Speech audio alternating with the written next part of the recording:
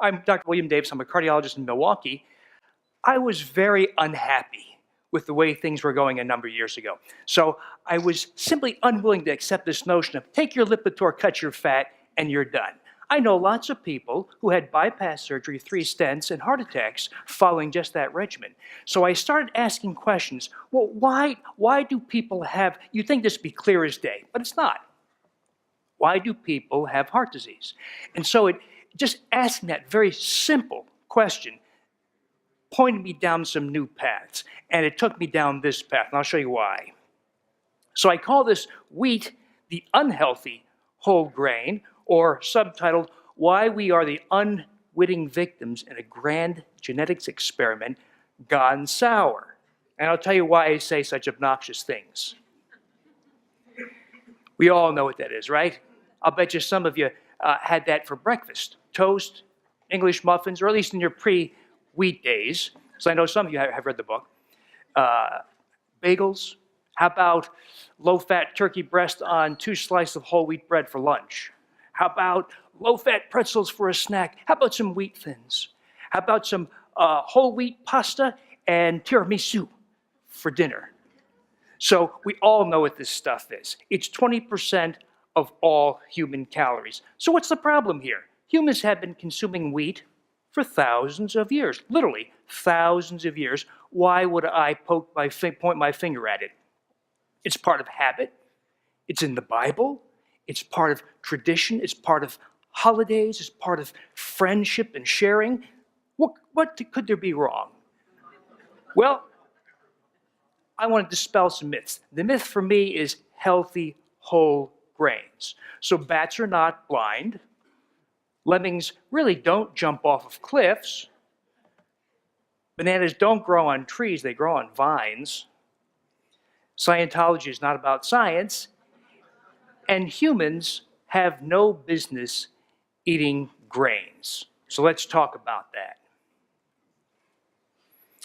So we're going to talk about why I say these kinds of obnoxious things. And I realize how obnoxious and provocative and polarizing even this can be. But I'm going to argue that this stuff is not only not good, it is very destructive. So in order to gain some perspective on why this might have occurred, let's go back, way, way back in time. So if we go back 10,000 years, somewhere around 8,500 BC, these were the years just after the last ice age pulled back and temperatures rose worldwide. That allowed fields of grasses, grains to emerge. And humans back then were hunter-gatherers. They would hunt animals, fish, gather seed, nuts, berries, mushrooms, insects, reptiles. Anyone having dinner tonight? But they noticed this grain, this grass, that animals would eat. Wild goats would eat it, wild sheep would eat it. So they thought, well, let's give that a try ourselves. Well, you can't eat raw grass, by the way. It makes you very ill. So they learned how to use this, grind it down with stones, and make it into a porridge. It's not quite clear how we're talking about 10,000 years ago. We're not even sure if they knew how to cook it or how they heated it, just the precise means by which they did that. But somehow they incorporated wild wheat, the ancestral form of wild wheat, into their diet. Well, this ancestral wild wheat that grew just in fields in the Middle East was called einkorn. Now, I won't bore you silly with talk of chromosomes and genes and those sorts of things, but if I picked a very nice lady out of the audience, how many chromosomes do you have? 46. How about a 6'2" Maasai tribeswoman from Equatorial Africa who lives on the blood of cattle? 46. How about an Aboriginal woman standing 4'6", dark, kinky hair, who lives in the outback of Australia? 46. So despite extreme or very striking outward differences, we all share 46 chromosomes. Not one single person here tonight has anything but 46 chromosomes. Okay, so einkorn, the ancestral form of wheat that grew wild and humans harvested by hand, 14 chromosomes, okay? I'll tell you where I'm going with this. So this is, so plants have the peculiar capacity to mate with each other and combine chromosomes. When you have children, dad has 46 chromosomes, mom has 46 chromosomes. Do your children have 92 chromosomes? No, right? So your chromosomes mix and your children have 46 chromosomes likewise. Well, plants can do something odd. They can, mommy plant, daddy plant can mate, and the offspring plant can have the combined chromosomes of mom and dad. That's called polyploidy. Well, einkorn, somewhere probably around 6,000 to 8,000 years ago, wild einkorn mated with a wild grass, which contributed another 14 chromosomes. And so einkorn plus this wild grass yielded what's now called emmer wheat. Okay? Emmer wheat is the wheat of the Bible. I make that point because a common comment I hear is, well, but wheat is in the Bible. It fills the Bible, by the way. It's used for metaphor for salvation, for times of plenty, etc. It is in the Bible. But it ain't what you got. It's emmer wheat, this 28 chromosome offspring of wild einkorn wheat that mated with this grass. Okay, let's fast forward to the Middle Ages. We're still way, way back in time. So bread was a staple back then. It was often the staple of the wealthy, but the poor also wanted it. And there are many forms of bread, but bread was a very common food in the Middle Ages. Well, what was that? Well, as plants will do, emmer, again, mated with yet another grass, which in turn contributed 14 more chromosomes, yielding 42 chromosomes, and that yields the forerunner of what we have now, the modern triticum species. Okay? So I make these points to show you that what we have now is different. Okay? So it's not einkorn, it's not emmer of the Bible, it's not even the wheat of the Middle Ages, it's something different. Now it's been taken farther. How about 1960? So those of you old like me may remember the days where we were terrified of world population explosion, that we would have billions of hungry people in Asia and Africa, maybe even the US, because we had population explosion that exceeded the capacity for the world to feed them. So there was a very logical investment in agricultural research. So the US government, other governments, universities, foundations, etc., devoted a lot of money to exploring new ways to increase crop yield. So this is one such research group. These are grown men standing in a field in Mexico City, east of Mexico City. The guy on the far right is Dr. Norman Borlaug. He's a geneticist trained at University of Minnesota. And they're standing in a field of wheat. These are fully grown men. Notice that this wheat is about shoulder high, right? So they started with traditional strains of wheat, standing shoulder high. Well, Borlaug was a pretty hardworking, smart guy. And he used a variety of techniques, because he was kind of the guy who drove a lot of this. They repetitively mated different strains of wheat from different parts of the world with different characteristics. They would repetitively back-cross them to try to select out certain characteristics. They would mate their wheat strains with other grasses to introduce unique genes. They would use different conditions to generate different characteristics. So thousands, literally thousands of genetic experiments to yield variant strains. And he was successful. So this is the cover of Life magazine from 1970. This was just after Dr. Borlaug was awarded the Nobel Peace Prize for this work. So he's holding several stalks of his high-yield semi-dwarf strain. Notice that you can't judge this from where he's holding in his hands, but notice that the stalks, that is the shaft, is very thick. Notice that the seed heads are really big and the seed head itself is very large.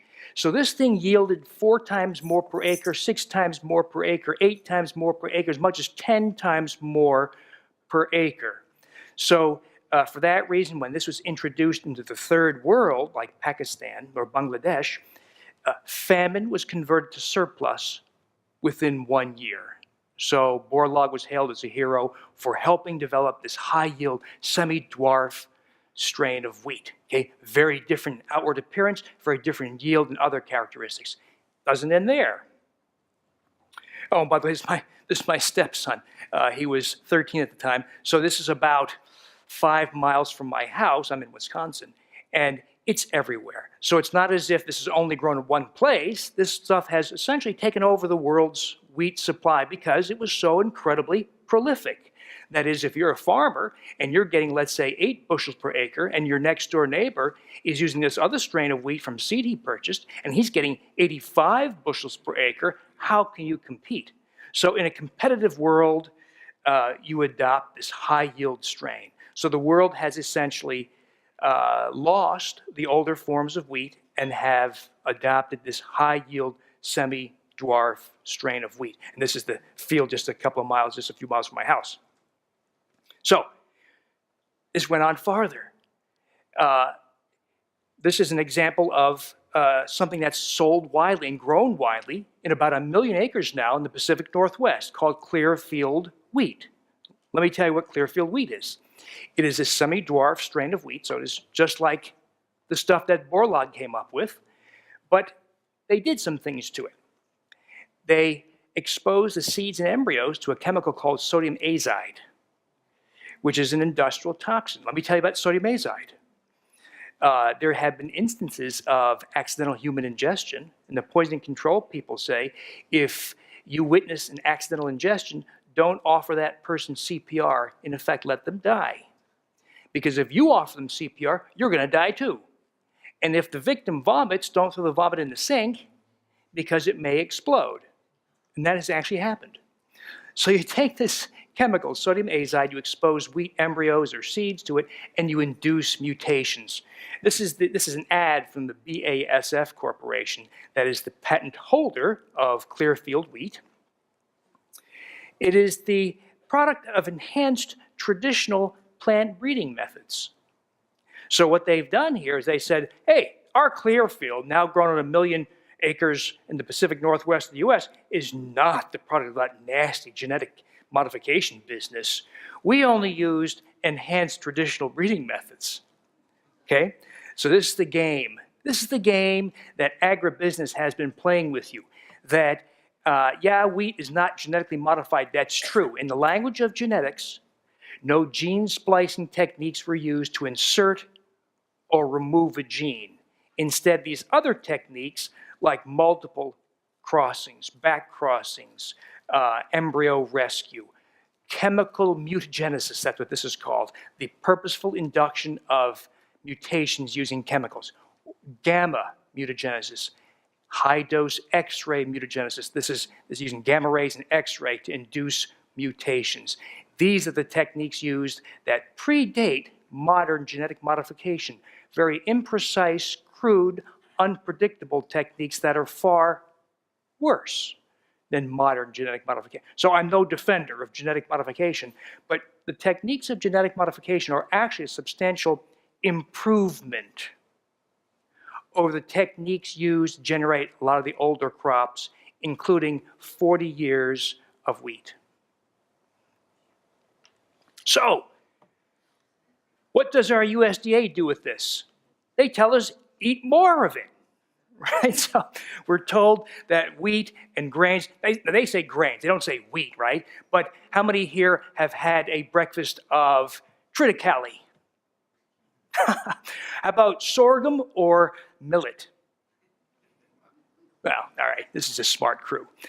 For the most part, when we talk about wheat, right, in North America certainly, I'm sorry, we're talking about grains, we're really talking about wheat for the most part. So over 90% of all grains consumed is wheat. So when the USDA says eat more grains, they really mean eat more wheat. So in the food pyramid, they advised us to eat about 60% of calories plus from wheat And the more recent food plate, likewise. At least a quarter, more than a quarter of the plate occupied by wheat. So this thing, conceived by people like Dr. Borlaug for good purpose, not evil purpose, to increase yield, help solve world hunger, taken further by agribusiness, and then sold and we're told to eat more. Well, why is that so bad? But let me digress just for a moment and make this point. So we're going to talk about why modern wheat has a few things wrong with it. But what this is not about is being gluten-free. I make that point right up front because, you know, I'm very grateful that I entered this conversation at a time where gluten-free is starting to become very, very popular, but for the wrong reasons. Okay? So there are people with celiac disease, that is intestinal destruction from the gluten, this protein in wheat. There's probably 8, 9, or 10% of other people who have a lesser form of sensitivity to this protein called gluten. I'm not talking to them. I'm talking about the other 90% of people, okay? So I'll make the point that no human, there's not a single human I've ever met who could get away with eating this thing created by the shenanigans of genetics, okay? But it's separate from the gluten-free discussion in many ways. So what's so bad about this thing that Dr. Borlaug and BASF and all those people came up with? What's wrong with it? Well, let's talk about the protein gliadin. So gluten, this thing you've heard about, a protein in wheat, is really a two-part protein. It's got glutenin. You ever see a pizza maker do this, right, with dough? What else does that? Can you do that with cornstarch or rice starch? No. You'd have a mess, right? So the glutenin polymer has that unique, what the bakers call viscoelasticity. It gives that stretchy characteristic that almost nothing else has. Well, that's the glutenin in wheat. Well, the non-stretchy protein is another protein in gluten called gliadin. And gliadin is the thing you want to, if there's one thing you and I take away from all this, it is there's something wacky about that gliadin. Well, back in the 70s, it became clear. There were several psychiatric groups here in the UK who made this observation. If they take their patients, this was years ago, so 40 plus years ago, when right now if you go to the hospital, you have a nice private room or semi-private room, right? Do you remember the days where there were 40 patients with you in the same room? The big hospital wards? Well, back in those days, the psychiatric hospitals had closed large wards. So their patients could not come and go as they pleased, and everything was controlled. Their medications were controlled, their diet was controlled. Well, several psychiatric groups back then made this observation. If they took all the wheat out of the diet of their schizophrenic patients, they got a bunch better. They weren't cured, but their paranoia, their hallucinations improved dramatically. They'd add back the wheat, they'd get much worse. This is over 4-week periods. They would take the wheat away, they got better. Add it back, they get on again, off again, on again, off again. This was reproduced a number of times. So the people at the National Institutes of Health asked, well, why? What the heck is in bread or pretzels or cookies that causes schizophrenics to hallucinate? So this group, led by Dr. Christine Zedrew, boiled it down to the gliadin protein, that protein we're talking about. And this thing, upon digestion, enters your brain, and it acts as an opiate. It binds to the opiate receptors of the human brain. So the human brain is filled with so-called opiate receptors. That may not be the nature's intended effect, but that's how it plays out in real life. So if I take morphine, it provides pain, relief from pain. If I take heroin, it makes me high, it makes me goofy, and I can't control my thoughts or my behavior. If I take wheat, or the gliadin protein, the breakdown opiates of wheat, I don't get high, I don't have pain relief, I only get appetite stimulation. Okay, so it binds mostly to the kappa receptor and others. I don't get those other effects, I just get appetite stimulation. So this is one of those opiate proteins from wheat. This is the A5 pentapeptide. This binds to the human brain. So this led, this observation that, for the most part, by the way, was not made much of. You didn't hear much talk about that in the 70s. Well, this led to a whole series of research where people asked, well, gee, if that's true, if wheat is an opiate, what if we give nice people opiate-blocking drugs? Not take away the wheat, doesn't make any money. Let's give them opiate-blocking drugs. So this is a small study where nice, normal people came into a laboratory and they were told, don't eat breakfast. We'll feed you lunch and dinner, okay? So they come in, they skip breakfast, and they have lunch, and they're told, eat all you want. And if you look in that leftmost bar, that white bar, you'll see they took in about, those are calories, they took in about 1,000 calories. They waited several hours and then had dinner. And they're told, go ahead, eat all the dinner you want. And they ate about 800 calories. So about 1,800 calories. Well, these same nice people are brought back sometime later, some weeks later. This time, same deal, but this time they get an injection of a drug called naloxone. Anybody who works in an ER or a hospital has used Narcan, naloxone, to reverse unintentional overdose on morphine, for instance. It blocks the drug's effect within seconds.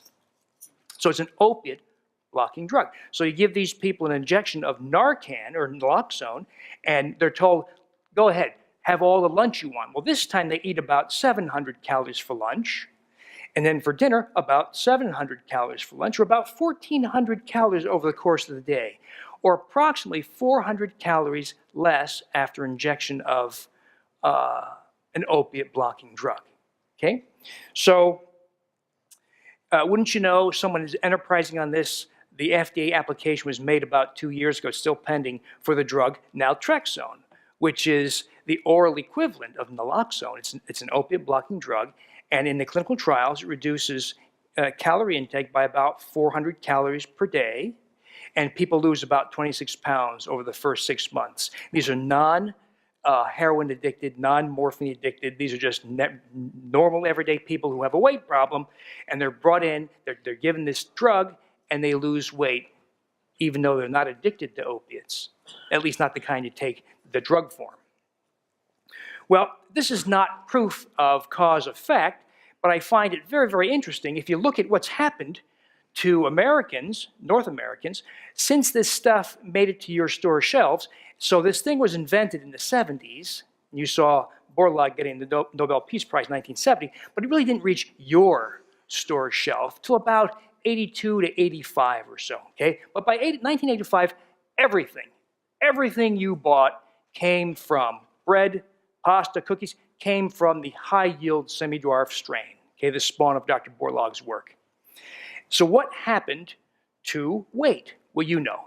Anybody who watches the headlines know that starting in about the early to mid-80s, we had an explosion in weight. You've been to Walmart, haven't you? Well, if I gain 40 pounds, 50 pounds, 70 pounds, what do I get? I get diabetes. There's a lag, right? I'll gain 30 pounds on Tuesday. I gain it over months or years. So there's a lag between gaining weight, having your appetite stimulated, gaining weight, and developing diabetes. So the number of diabetics, of course, followed suit. And these are data from the CDC only till 2009. If I include it till 2011, that is the last year for which we have data, you would see that the curve is now vertical. So now I can't prove to you cause and effect with these data, but I'll show you why I think it's very, very suspicious. It smells awfully bad that we've been fed an appetite stimulant. So wheat, via its gliadin protein, is an opiate. And by the way, there's a lot more to this gliadin. Because of the time allotted, I can't go into all of that. But it has other effects. So if it's an appetite stimulant, what does it do to people with a tendency to an eating disorder, like bulimia or binge eating? It gives them food obsessions. What does it do to a child with ADHD or autism? It gives them behavioral outbursts and difficulty with attention span. What does it do to a schizophrenic? Well, you know, it causes paranoia and hearing voices. What does it do to a person with bipolar illness? It triggers the high, the mania. So it has mind effects, but in nice, normal, everyday people, it only stimulates calorie intake, appetite. Okay, let's talk about, that's gliadin protein. Let's talk about blood sugar. What does wheat do to blood sugar? We're told to eat more of it, right? So what does that do to blood sugar? Well, you've heard of low glycemic index foods and high glycemic index foods, right? So high glycemic index foods raise blood sugar very high. Low glycemic index foods raise blood sugar less high, not low, less high. So where does wheat fall into that scheme? Well, if we look at all, I'm sorry about this slide, but look at all the years and years where this question has been studied all the way back to 1981 when Dr. David Jenkins, University of Toronto, generated these data. He just wanted to know what happens to people with diabetes when they eat different foods. So he took normal, slender volunteers and fed them different foods. And he generated a curve for how much their blood sugar went up, called the glycemic index. So if you feed these nice, skinny kids sucrose, they get a high blood sugar. No surprise. You feed people sugar, they get high blood sugar, right? So the glycemic index was 59 for sucrose. What was it for, for whole grain bread, whole wheat bread? 72. Now, this is the original slide, the original table from Dr. Jenkins from 1981, but it's been corroborated thousands of times since. It's in all the tables of glycemic index. 2 slices of whole wheat bread raise blood sugar higher than 6 teaspoons of table sugar. Now, wait a minute. Why would that be? Why in the world would healthy whole grains with complex carbohydrates raise blood sugar? Because all the dietitians and the nutritional community all agree we should eat more complex carbohydrates and less and fewer simple sugars. Well, what they didn't tell you is the unique complex carbohydrate, complex meaning a long chain or branching chain as opposed to a simple sugar. So the complex, the so-called complex carbohydrate of wheat is something called amylopectin A. Amylopectin A has a unique branching structure that is highly susceptible to the enzyme amylase. You and I have amylase in our mouths and our stomach, and you put a piece of bread in your mouth, it starts to digest right away and raises your blood sugar. So it's uniquely digestible, as opposed, say, to the amylopectin C in beans, which is very inefficiently digested, and that's why you and I get, you know what, when we eat beans because we don't digest it, but the bacteria in our colon throw a party when they see that undigested carbohydrate. So different foods have different forms of amylopectin, but the amylopectin A of wheat is very unique, and it's uniquely digestible, raises blood sugar sky high. So we have literally thousands of studies. This is what's astounding about a lot of this is I wish I could tell you I'm the smartest guy around, and nobody else can figure it. This is clear as day in the data. The wrong questions were being asked. So there have been since thousands of studies showing that wheat raises, this is one such study from Finland, there's thousands of others. If you give people whole wheat bread, they have sky-high blood sugars, sky-high insulins. What does that do? So what if I have whole wheat bagels for breakfast, and I have my wheat thins for a snack, and I have my low-fat turkey breast and my 2 slices of whole wheat bread for lunch, and on and on and on. So wheat for breakfast, wheat for lunch, wheat for dinner, wheat for snacks. What do? I have repetitive high blood sugars, high blood insulin. What does that do to us? What does that do to us over 5 years, 10 years, 20 years? It gives us visceral fat, right? So, and you can even see that on a CAT scan. It's the fat, it's the dark black stuff that encircles the intestinal tract, the liver, the kidneys. It even, by the way, encircles the heart, which is a terrible thing for your heart. So repetitive high blood sugar, repetitive high blood insulin, because of amylopectin A, driven further by the gliadin protein that stimulates your appetite, what do you get? Right? You can see why I call it a wheat belly. Let's talk about lectins. You know, I don't think this was all purpose. I think this was just a series of big blunders. But sometimes you hear all this, and by the way, this is the abbreviate. I can't give you, there's more. But it's as if a bunch of evil scientists got together and said, hey, how do we screw up these nice Americans, make them fat, make them hungry, and cause health? They would come up with wheat. It's as if they did not. There's no such thing. There was no such to my knowledge, a purposeful effort. It was just a series of incredible blunders, but you can see where this led us. So let's talk about lectins. So if a bacteria or a virus invades your body, what does your body do? It has immunity, right? You've got antibodies, lymphocytes, T cells. You have multiple layers of complex responses that fight off that invader. What do plants have? Plants don't have any of that stuff. They have something called lectins. Lectins are proteins that are toxic to molds, fungi, insects, etc. So they have a simpler form of immunity, of protection. Well, this is the lectin of wheat. It's a 4-part complex molecule. Lots of plants have lectins. Spinach has a lectin, but it's benign. So lots of lectins are in plants, and they might be harmful, say, to a mold or a fungus, but they're not harmful to us. But ricin is also a lectin. So if you follow the news, you know that about a dozen terrorist attacks have been made with the lectin ricin. It's a neurotoxin. So some lectins are benign, like in spinach. Some lectins are very toxic. They're fatal to humans who are exposed. Wheat germ agglutinin is someplace in between. What happens if I isolate wheat germ agglutinin and give it to a laboratory rat? Well, it induces changes in the intestinal tract almost identical to celiac disease. So this is not gluten. This is wheat germ agglutinin. They sound kind of alike, but they're very different. So I give a milligram to a rat, it destroys its small intestine. Okay? And that's what the picture at the very bottom is. It lost those little fingers that line your intestinal tract, just like the people with celiac disease do. Well, no human eats purified wheat germ agglutinin, but what does an average American who eats, their bread and pasta, etc., how much do they get? 10 to 20 milligrams in an average day. So we have sorry about this complex slide, but we have this peculiar two-fisted effect of wheat. This was discovered in 1990, by the way, University of Maryland, Dr. Alessio Fasano. That gliadin protein we talked about has the peculiar capacity to unlock the normal intestinal barrier. So we have smart intestines. Believe it or not, your intestine's really smart. When you eat something, not everything that goes in here, particularly if you're a kid, right, should end up in your bloodstream. So the intestinal tract is smart, and it decides what should be allowed to enter your bloodstream. Well, the gliadin protein disables that mechanism. It, in effect, opens those tight junctions, the barriers between cells, and allows foreign substances entry into your bloodstream. That's the presumed reason why people who eat wheat have more rheumatoid arthritis, lupus, ulcerative colitis, Crohn's disease, and other autoimmune and inflammatory diseases. Well, it's a two-way street. So if you open those intestinal barriers, water can also get out. You get watery diarrhea. Okay?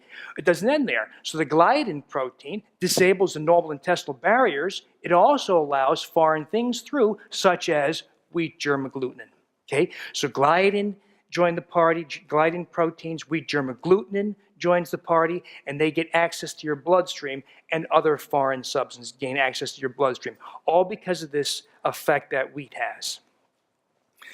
So if you read the science that comes from all this, that is this gliadin effect of opening the intestinal barriers, you'll see that the scientists say, you know what, this seems an awful lot like cholera toxin. Remember Haiti, the cholera, right? So this is a cholera hospital in Bangladesh. See those beds, silver-lined beds? You might notice there's a little hole in the bottom. That's where the diarrhea goes. Okay, so when you have cholera, you have such terrible, intractable diarrhea, they can't stop it and it just pours out of you, so they just catch it in a bucket underneath your bed. So the scientists who have done this work say, you know what, the gliadin protein in wheat is an awful lot like cholera toxin.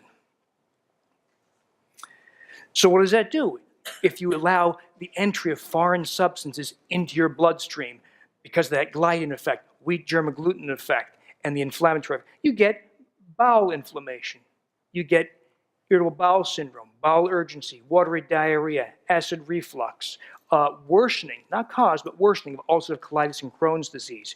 You get inflammation of joints. The most typical joints inflamed from wheat are the fingers and wrists, elbows, followed by shoulders, and then the big joints less commonly, but still can be inflamed.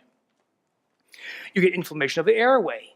asthma. You get inflammation of the brain. You get inflammation of the thyroid. So in fact, there's probably not a single organ that escapes this inflammatory or autoimmune effect of the various components of modern wheat. Well, I'll make this point. The inflammatory, the health-destroying effects of modern wheat are so far-reaching that I ask, what are we doing in healthcare? Are we treating consumption of modern wheat? So let's talk about what happens when we take this stuff out. If there's even the least bit of truth in all this, well, the experiment's easy, right? If you're your little experiment with a subject of 1, how do you find out? Well, you try it yourself, right? So what happens when you take wheat out of the diet? It ain't an easy thing to do. If you take wheat out of the diet and you look at the food, you're gonna say to me, well, you know what? It's not as easy as I thought because wheat is in everything, right? It's in Twizzlers. It's the second ingredient. You ever notice you can't eat just one? Yeah, I'm gonna have just 1, just 2, okay, 3. Okay, I'll exercise more tomorrow and I'll cut my calories and fat and I'll have the bag, right?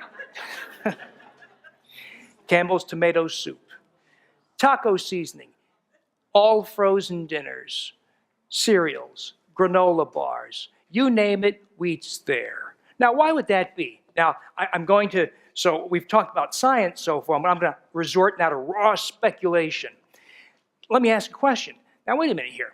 1960, you and I go up and down the supermarket aisles. We ask, what foods contain wheat?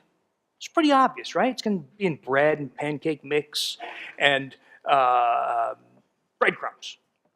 2012, we go up and down the aisles, we ask, what foods contain wheat? We see it in pancake mix and bread, right? But we see it in the Twizzlers, soup mixes, salad dressings, virtually why? Why? Is it necessary for taste and texture, or is it there to stimulate your appetite and to stimulate sales? I have no proof of that, but it sounds awfully conspiracy theorist. I know it does. But why in the world is wheat in virtually every processed food? And of course, this does not mean gluten-free. This was never about gluten-free. So going gluten-free is a good thing, okay? Because you avoid gluten, you avoid wheat, you avoid gliadin, right? Naturally. You avoid wheat germ agglutinin. You avoid the amylopectin A, so you avoid all those nasty things in modern wheat. But we have people who say, well, gee, if I'm going to be gluten-free, I'm going to eat gluten-free foods. Well, what do the food manufacturers choose as their replacements for wheat flour? They choose rice starch, cornstarch, tapioca starch, or potato starch, okay? Among the only foods that raise blood sugar higher than even the amylopectin A of wheat. That doesn't make any sense, right? So, yeah, it is good to be gluten-free, but we eat no commercial gluten-free foods, at least as they're currently conceived. There's going to be a time, I think soon, where you and I can actually buy healthy gluten-free foods. That time hasn't really yet arrived. No manufacturer is distributing nationally, but we're getting there. But right now, nobody should be eating gluten-free foods unless you understand that they're no better than jelly beans. So what happens? If there's any truth at all to this, if we buy this notion that the gliadin protein of wheat is an appetite stimulant via its opiate binding effects, if we buy this notion that wheat germ agglutinin is a direct intestinal toxin and causes body-wide inflammation, if we buy all this stuff, what happens when you take wheat out of the diet? Well, there's weight loss. There's rapid weight loss. Some of it's water, because if you lose inflammation, you do lose water, but you do lose fat very rapidly. It's not uncommon to see 7, 8 pounds in 2 weeks, 10 pounds, even 15 pounds in 2 weeks. I've seen many people lose 18, 20 pounds in a month. It slows down. It doesn't continue on that course forever, but you can lose a lot of weight. Now, notice I never said to anybody, cut your calories, right? I never said, push the plate away, cut your fat, No. Lose the wheat, lose the appetite stimulant, Okay, that's the crucial point here. It's not the calories, it's not the carbohydrates necessarily, it's the appetite stimulating effect of the gliadin protein of wheat. So you lose weight. You have this wonderful relief from appetite. So that constant, hungry at 9 after a breakfast at 7, hungry at 11 after your snack at 9, counting the minutes till lunchtime, hungry at 2, that grazing after dinner, all that stuff goes away, just like it used to be, the old days, where people would just eat, they'd sate themselves on that wild boar they caught, and then not be hungry for a day or two. So that's what happens to your appetite. Appetite ratchets down dramatically. This notion of eat many small meals all throughout the day every 2 hours, no. No human was meant to do that. And food obsessions and people susceptible to them go away. I've had a lot of people who had, for instance, bulimia and binge eating disorder who have 24-hour-a-day food obsessions. They can't shake them, can't stop them, wake up in the middle of the night, they still are thinking about food, they can't help themselves, so they binge, they go in private, right? Lose it, they lose their teeth over it. It's a life-destroying, relationship-destroying disease. But their food obsessions go away, not all the time, but in many of them, when they lose the wheat. They lose the gliadin protein of wheat. There's a blood sugar reduction. That's real easy, right? The amylopectin A goes away. The gliadin effect of stimulating appetite goes away. You lose weight, blood sugar goes down. I have lots and lots of former diabetics who started with insulin and 3 drugs who are on nothing now with better blood sugars and A1Cs than they had on drugs. Joint pain we talked about, mostly fingers and wrists, goes away. I am seeing, as this experience gets longer and longer, I am seeing more and more people say things like my low back pain, my knee pain, my hip pain. It took 6 months, but it's getting better. I don't think if you have bone-on-bone arthritis in your hip, it's going to regrow bone. We can't say that. But I think what it does is it removes the inflammatory response that's on top of that bone-on-bone irritation. So I think it makes you feel better. But if you get 50% relief with no Vioxx, Celebrex, or naproxen, well, gee, I'll take it. If you measure inflammatory measures, they go down.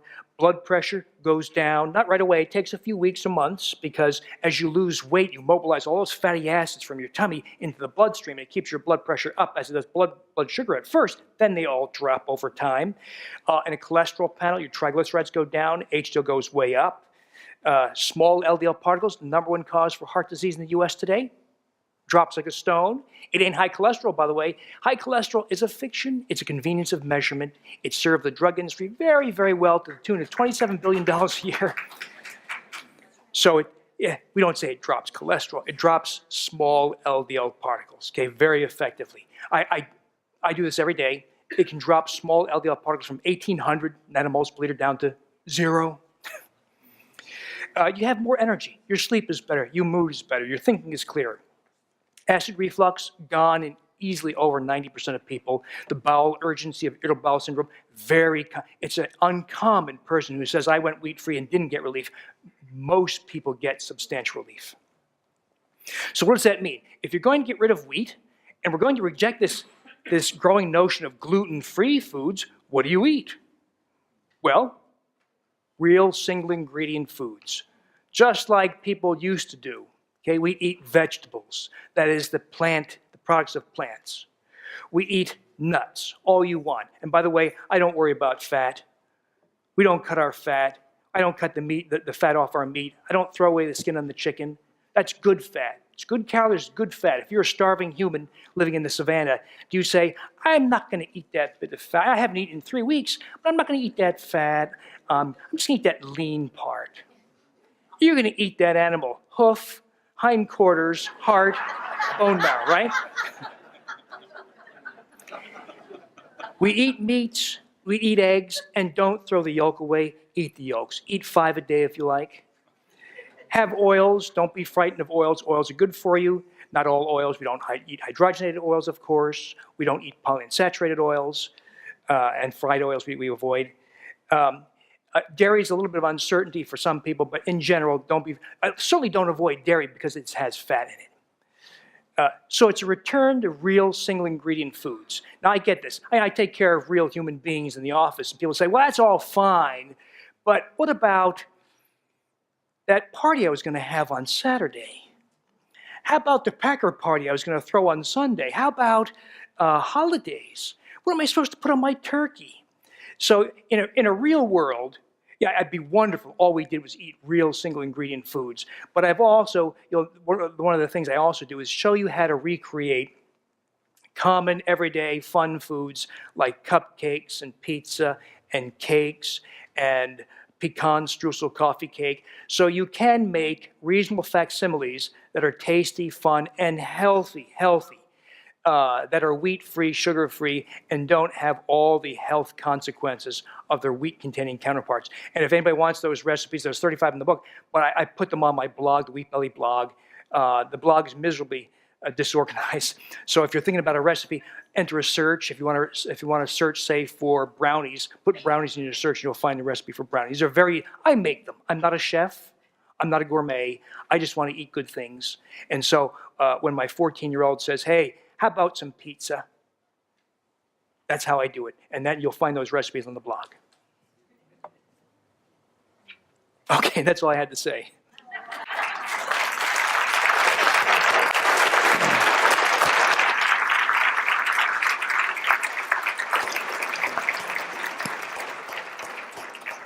I believe we reserved some time for questions. Yes, we have time for a few questions.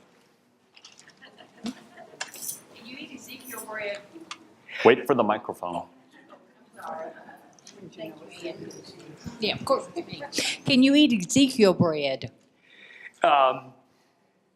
Well, of course, I'm not going to stand at your kitchen door and watch what you eat, so I'm not going to stop anybody from eating these things. But I would say, should you eat Ezekiel bread? I would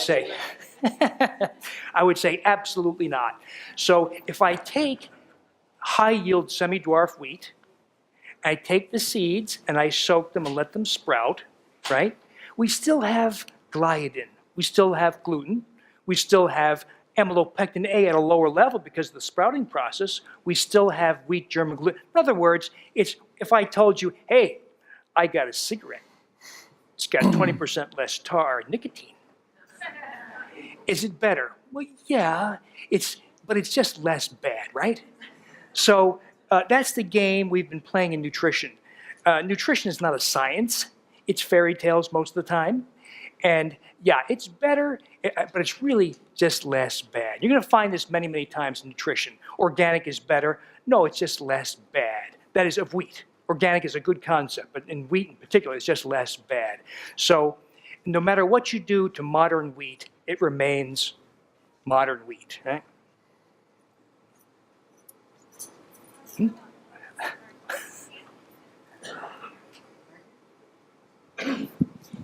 How concerned do you have to be with prescription drugs and their content of wheat? And where could you check out resources to find out if there is wheat in prescription drugs? Yeah, that's kind of tough. So there is wheat hidden in many things. This tends to be an issue only for the truly very sensitive. So a lot of people, yeah, we don't want the gliadin, appetite stimulation, the high blood sugar, et cetera. But the tiny quantities in pills are really only issues for the truly very sensitive. But it is worth at least knowing if your pills have wheat in some form in them. There is a database, I'm blanking on the name, if you put gluten and your drug name, gluten and Zyprexa, gluten and Lamodal, whatever. Do a search, and you'll come either to the manufacturer's website and or that website that I'm blanking on, and it will tell you if there's any wheat in there. There really is not a really great database. So, that's one of the things I think we probably should do, so people have that, and it's confident. It changes too. And you could call the manufacturer, but the nice lady on the other end often has no idea what you're talking about. So it's not, you can try it, doesn't hurt, but don't be surprised if you don't get a productive answer. But your best bet is to look at the information from the manufacturer. And you know what? One of the things that Wheat Belly and the gluten-free movement have done is raise awareness. So it is becoming more, a lot of the manufacturers are putting them in the package inserts, putting them in their information. So it's becoming a little easier. So even in the last couple of years, it's becoming a lot easier.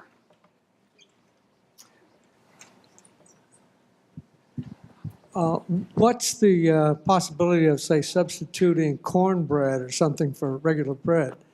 Or how about rice as using that as a starch instead of something with wheat in it? Well, my preference is healthy, right? Let's be healthy. So what happens, so if we replace wheat flour and all its terrible effects with cornstarch, rice starch, tapioca starch, or potato starch, those are very common flours used in gluten-free foods, but also in other foods like cornbreads and rices, those things tend to raise blood. Here's another part of this conversation. So you and I have lived through 40 years of overexposure to carbohydrates, right? Remember when Swanson TV dinners came out? And Mom says, hey, I don't have to cook. I just got to shove this thing in the oven, take it out 30 minutes later and give it to the kids. Done. We had Trix and Cocoa Puffs, and Mom puts peanut butter and jelly sandwiches on white bread with ho-hos, ding-dongs, and scooter pies. And then we get older, we have Raisin Bran and Wheat Chex, and I cut my fat, eat only healthy whole grains. What have we done with 40 years of that? We have burned out our pancreases.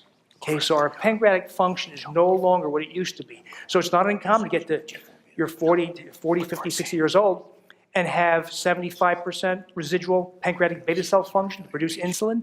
So an apple, to a lot of adults now, gives them diabetic or near diabetic blood sugars. A banana, a whole banana, gives you a near diabetic or diabetic blood sugars. So if I said you eliminate wheat, you have, and you do it, that is a big step. But if you say, but yeah, that's good, I feel better, I've lost 28 pounds, but I want ideal health, I don't want those high blood sugars, well then most people, not everybody, do better by also curtailing all those carbohydrates because of this legacy of high carbohydrate eating for 40, 50 years.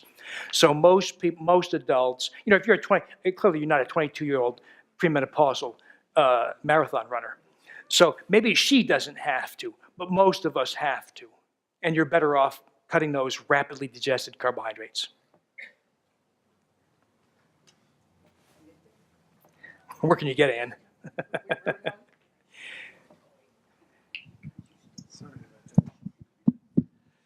Is there any amount of wheat that's acceptable? You know, that's actually a very good question because it's a very common dilemma. I would say no. But let me tell you why. So about 40% of people, so let's say you've been wheat-free for 4 weeks. About 40% of people will say, what the heck, I've been good, right? Or you didn't know it, and it was in your whatever, right?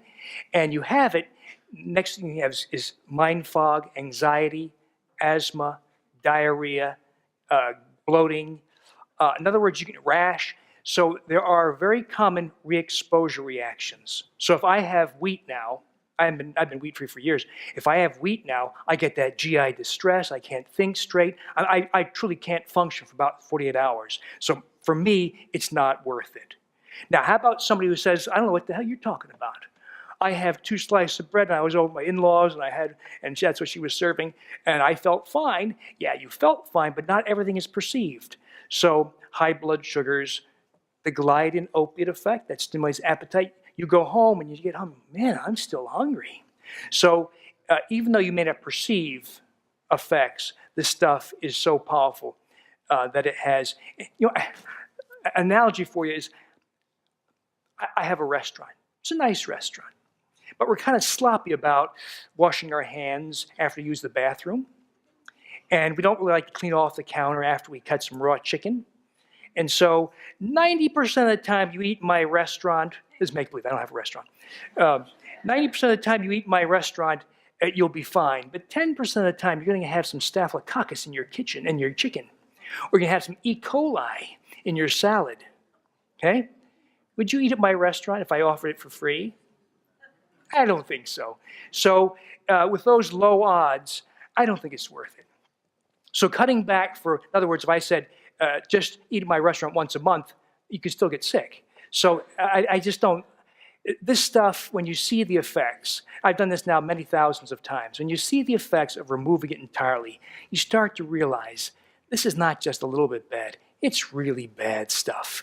You know, I think if this was 1950, we couldn't have this conversation. I think you would say, yeah, I took all the wheat out of my diet, and I lost 3 pounds, big deal. I think that's what we would say. But this is 2012, and the wheat we have today is very different. I think that's what we're talking about to a large degree. That is, we remove this thing called modern wheat, and that's why we see these extravagant effects. It's a modern phenomenon. Okay, sure. You have convinced me I'm not eating at your restaurant. But what do you do about eating out? Yeah, it's becoming easier. It's become much easier thanks to the popularity of these ideas. So you're safe if you order most salads. Ask the croutons be set aside. You're fine with most meats, of course. You might. It's a good habit to get into. Ask, is this breaded? I've stumbled. I forgot to ask, and the chicken. It's breaded. But it is becoming a lot easier. Go for the simplest foods. The foods that have the more complex sauces and preparation are the ones that might have a little bit. And if you're among them very sensitive, you can have a reaction. So go for salads. Go for the meats. Desserts are a problem. You will have trouble with desserts. You might have to restrict yourself to the fruit or to the simplest desserts. I've been traveling a lot for this, for the book. I can tell you it's gotten a lot easier. I was in Calgary 2 weeks ago, and the staff were incredibly accommodating. I was shocked. Now, they were trying to replace the wheat rolls with gluten-free rolls, but you know, that may not be perfect, but it's a step in the right direction. So I think it's becoming easier, but it pays to be vigilant. You can't rely on wait staff often. You know, that nice kid often doesn't know, and you have to make a nuisance of yourself. I would say if you're among those people who have perceived problems, like those severe gastrointestinal distress, if in doubt, don't eat it. It's just not worth it. Is that okay? He's been waiting. Yes, doctor, I read your book and I very much enjoyed it, and I've been passing it around. One question I had is Europeans have a diet high in pasta and bread, and yet don't as of yet have our obesity. Is there a reason for that? And my second question is drinking beer as bad as eating a loaf of bread? You know, it varies from country to country. So the issues in France are different from the issues in Malaysia, are different from the issues in Beijing, right? So it's going to vary from location to location. Several issues, the French, for instance, who are thinner, by the way, they're catching up to us. They're not all skinny. They are getting fatter. As they adopt our habits, have more fat. They have less heart disease. They eat more fat. So a lot of fat, like butter and the fat on your meat, blunts some of these carbohydrate effects because it's very satiating, right? The French do eat bread, but they don't eat in the quantities we have, and they don't consume the bulk of processed foods like we do. So they don't have breakfasts of breakfast cereal. They don't have granola bars, all these processed versions of wheat flour. So they do have wheat in their croissants and their rolls, etc., but they don't have the same kind of exposure that we have. In Asia, the wheat exposure is actually rather small. They have more rice, of course, like in Japan, but they have less of a wheat exposure. Like soba noodles might be a little bit wheat. It's mostly buckwheat. So there's a lesser exposure to wheat. There's probably also differences. This is a little bit tough to winnow out, though. Difference among what are called cultivars, strains of wheat. So there may be forms that are much worse than others. I think we probably have the worst form here in Canada. But there may be more benign forms, not entirely benign, but less harmful strains of wheat elsewhere. There may be also issues with preparation. So there's probably lots and lots of differences. We'd have to go on a nation-by-nation basis to fully understand the issues. But I think it is an issue for the world because it's not just about weight, of course, right? The explosion in diabetes, for instance, is a worldwide phenomenon. Yeah, it's not affecting Ethiopia, but it's affecting virtually all other modern nations, developed nations. So it is not just a matter of weight also. There are other health problems. There's been an explosion of celiac disease, for instance. I try to avoid talking about celiac disease, but it is kind of the canary in the coal mine, right? If we have an explosion of celiac disease, we know there's something wrong with the wheat, And there's been a quadrupling of celiac disease in the US and Canada, and this is also true in Europe. So it's not like we're the only ones exposed. It is a worldwide phenomenon. With the beer, I worry about that Glycine effect. That is that appetite-stimulating mind fog effect, things that affect your mind. And so I think you're best off not drinking wheat-based beers. Now, this is not a gluten-free conversation, so malt is probably not the issue that it is for the people who do it because they have celiac disease. So the malt is probably not a big deal. Bud Light is wheat-free. Michelob Ultra is wheat-free. And low carb, by the way, 2.6 grams carbs per 12 ounces. There are, some of the microbreweries are coming out with some interesting wheat-free beers, but they tend to be very carb-heavy.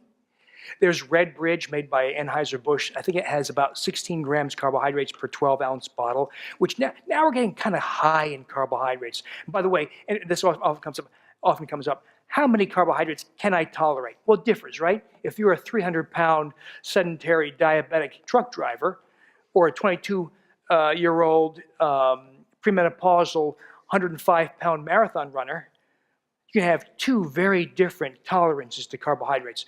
But speaking generally, most adults can tolerate about 15 grams net carbohydrates per meal or per sitting. Net meaning total carbohydrates minus fiber. They count fiber as a carbohydrate. You can subtract that part. So 15 grams or so, most people can tolerate. So if Red Bridge beer has 16 grams net per 12-ounce bottle, we're starting to toe that line, right? You have 3, you're really way over, and you have blood sugar effects. Who are you close to win?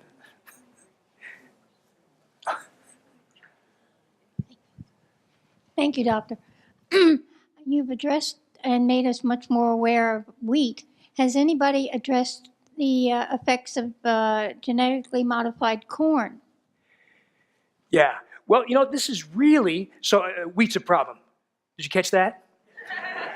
But you know what? There's more problems. And the wheat issue is really part of a much bigger issue, and that is agribusiness sees fit to change our food. Well, that's fine, except that you ought to tell us, right? You ought to put it on the label.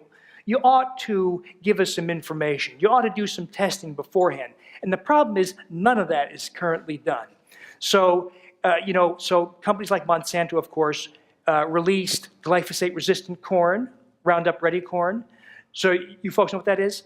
It's corn the farmer can spray Roundup or glyphosate on. It kills the weeds, but not the corn.